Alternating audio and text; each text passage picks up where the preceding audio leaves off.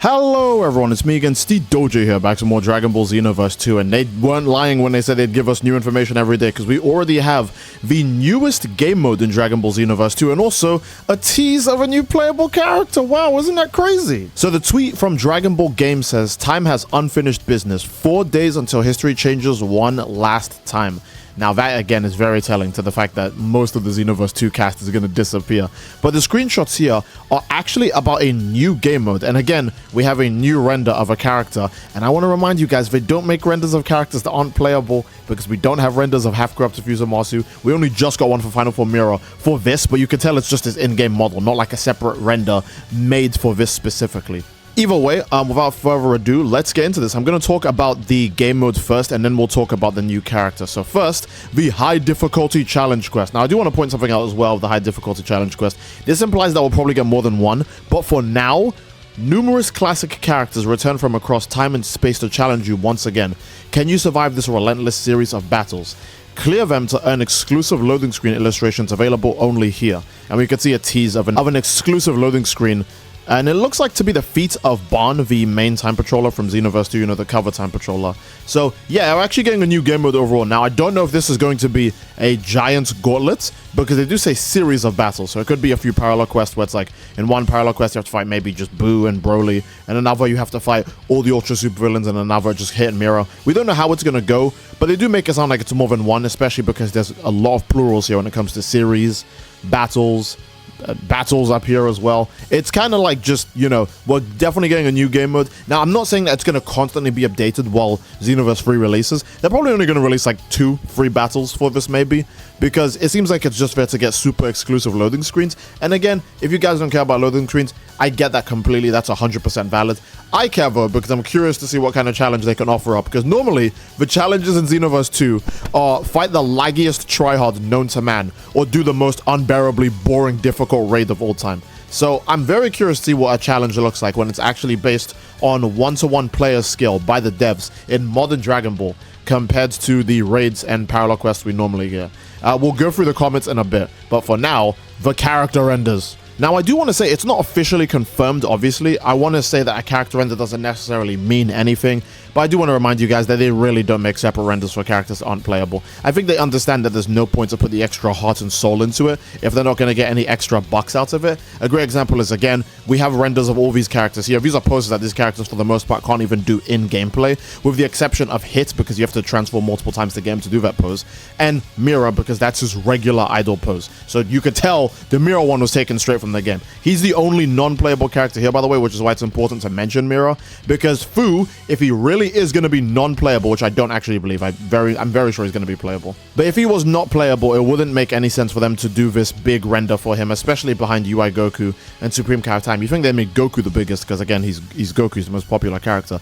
Make him the biggest since he's the guy who's actually going to sell the bucks, but they made Fu the biggest, so that does imply that they do have at least one last drop of energy for us when it comes to delivering new playable characters for Dragon Ball Xenoverse 2's latest DLC. So remember, 4 days until history changes. That means we got 3 more updates, because they actually mentioned that we do have one other thing. This Ultra Time Patrol battle thing would have been the second to last thing inside of the slides, the panels showing all the new features we'd get. Now, I do want to point out, this is probably part of the free update. I don't imagine you have to pay for this, because unless if it's a parallel quest specifically, usually stuff like raids, expert missions, challenge quests, they're just available for free. They're not actually paid content. So I'm assuming this is still free content, but they haven't actually told us what's in the free update. So maybe tomorrow is going to be the free update content, or maybe they'll do another launch trailer about free update content, because they have to mention the new Awoken skill at some point, the new Super Souls, the new stuff in general, that like the new costumes, new other like okay, this is a new game mode, so I guess that doesn't count, right? But we do have a lot of new stuff that should be coming, especially updates to custom partners too.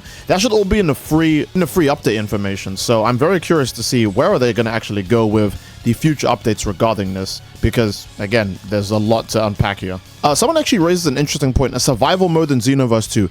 I would love it to be a survival mode, but again, when it comes to Xenoverse 2 and Bandai Namco marketing, I'm assuming what they show you is what you get. Unless if they explicitly tell you otherwise, like they're purposely hiding things. A good example is when they show the character slides for the new DLC. It's like, oh, there's 2 more things that are going to be revealed, and then we're going to have the character trailers for Supreme Kai of Time and Ultra Instinct Goku, you know, just 2 days before and 1 day before the DLC release. That's like, okay, you know, that's pretty in your face, but usually when it comes to stuff like Sparking Zero, everything you see is everything you get. So I'm 100% believing these are the only ones. If they give us more, good, excellent. I would like that. I'd love that a lot. But for the most part, we do have to, you know, be realistic. Whenever Sparking Zero did its advertisements, they only showed us what we would get, and that's exactly what we got. But honestly, Xenoverse of a survival mode, like, ooh, like, let's like really think about that. Survival mode Xenoverse 2 just kind of sounds peak, like, as heck. Because Xenoverse 2, again, it's only got a bit of life left in it, because when Xenoverse 3 comes out, I'm very sure everyone's going to jump ship. The same thing happened with Xenoverse 1. When Xenoverse 1 came out, everyone jumped ship to Xenoverse 2. Pretty much no one was playing Xenoverse 1 the moment they could swap to Xenoverse 2, because Xenoverse 1 doesn't offer you anything that Xenoverse 2 doesn't give you. The only unique thing that Xenoverse 1 gave us was its own story mode. That was it. And then guess what Xenoverse 2 did? They added that to the game as well. So there's no reason to play Xenoverse 2, or Xenoverse 1 over Xenoverse 2. And the same would obviously apply to Xenoverse 3. So in the meantime, we could actually get a survival game mode. This would be the ultimate way to test our custom characters, by the way, because I want to remind you that we are going to hit level 199 or 200, depending on which number they feel like hitting, right? We're either going to hit level 199 or 200 when this DLC comes out. And obviously our characters will be even stronger than they were before. Their stats are going to be even more ridiculous. All the skills that we've put on our character, all of our favorite skills, all of our best skills, our strongest skills, the ones that define our characters, give them more personality, etc. Those things are going to be equipped on us while we go through this. And it could be just, hey, screw it. Dragon Ball Z Tenkaichi-esque survival mode where you just fight 50 enemies straight up. Like 50 hard enemies in a row straight up, with the map like changing or getting destroyed the further you go. Or maybe they'll even go further beyond and go, screw it, the whole roster, just like that one insane game mode in Tenkaichi 3 as well. And Sparking Zero, they might actually go, screw it, fight the entire roster. Now, obviously, I expect unique gimmicks in this. For example, I 100% expect him to give Broly and Jiren super armor for these, because those characters, it's not enough to inflate their stats. You have to make them lore accurate by making them just walk through damage. But I imagine if any of you are Giant Namekians watching right now, that probably still won't be an issue. I imagine Giant Namekians have a really easy time doing this, unless if the bosses have like ridiculous one-shot super attack level damage. I was just doing modded parallel quests as videos, and now we have a genuine parallel quest that might be modded parallel quest level difficult.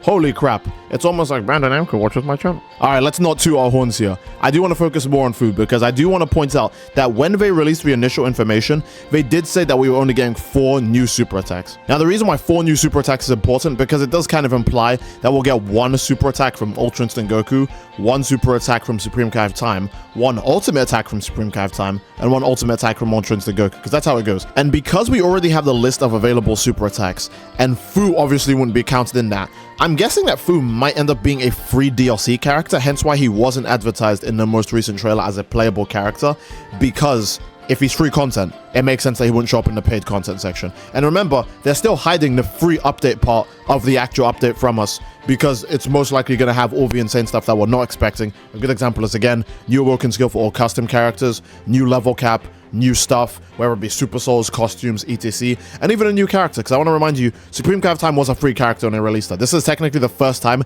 she's being paid to be playable. So Supreme Kai of Time was a free character. There's a bunch of other free characters we had throughout the entire game, and I wouldn't be shocked if Fu also became a free character, because he is super integral to the game now, so it makes sense for them to just go, screw it. Here's Fu's final form for free as a nice send-off to Dragon Ball Xenoverse 2. Obviously, this does mean that we'd have to probably unlock Fu's skills, maybe not from a parallel quest, but from something similar to how we unlocked Dragon Ball Super Broly skills in Future Saga Chapter 3, where the skills weren't available on Parallel Quest. They were unlocked by doing a special game mode. It was the Konton City All-Out Patrol.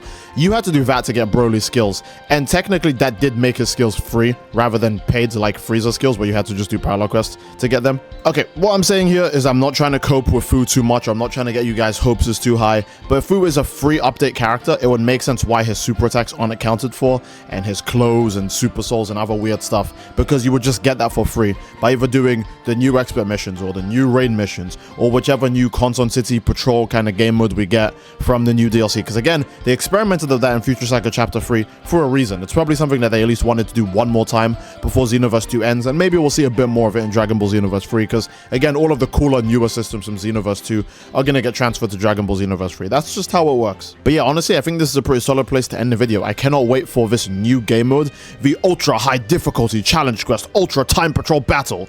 Well, we're gonna have to fight God knows how many enemies, because again, they just wanted to show big hype villains here. That makes sense. Why is Buhan here when characters like Fuse Demacia on here? I don't know. It just an indicator to be like, hey, let's have a DBZ villain, let's have a super villain, let's have all the ultra super villains, and then let's have, you know, 2 other characters here. It's like, okay, I get it. So this is gonna be a crazy game mode, whether it's a gauntlet survival mode or it's multiple different missions that will cycle out with like different difficulties of characters, because again, multiple loading screens, multiple series of battles, and ultra time battles itself is in plural. So this is more than one mission, most likely.